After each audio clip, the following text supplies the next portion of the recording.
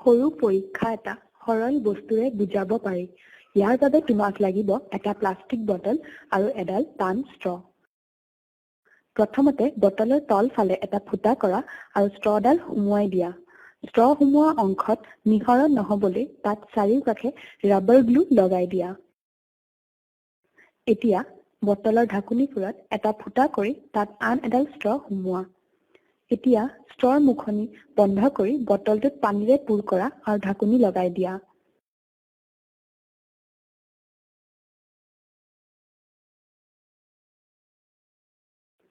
বটলৰ তলফালে থকা ষ্ট্ৰৰ মুখনিৰ পৰা যেতিয়া আঙুলি আঁতৰাবা, দেখিবা পানী বাহিৰ হ'বলৈ আৰম্ভ হ'ব।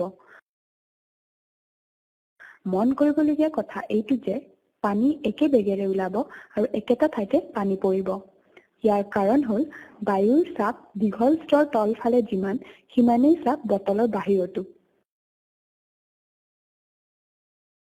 বায়ুৰ চাপ দীঘল ষ্ট্ৰৰ কাৰণে বটলৰ বাহিৰ আৰু ভিতৰত একেই, আৰু চাপ একেই হোৱাৰ কাৰণে পানীখিনি একে দূৰত্বতে পৰি থাকিব, যেতিয়ালৈ পানীৰ পৰিমাণ কমি তলত থকা ষ্ট্ৰৰ লেভেলতকৈ কম হৈ নাযায়। তাৰ পিছত বায়ুৰ চাপ কমি যোৱাৰ ফলত পানী বটলৰ কাষলৈ পৰিব।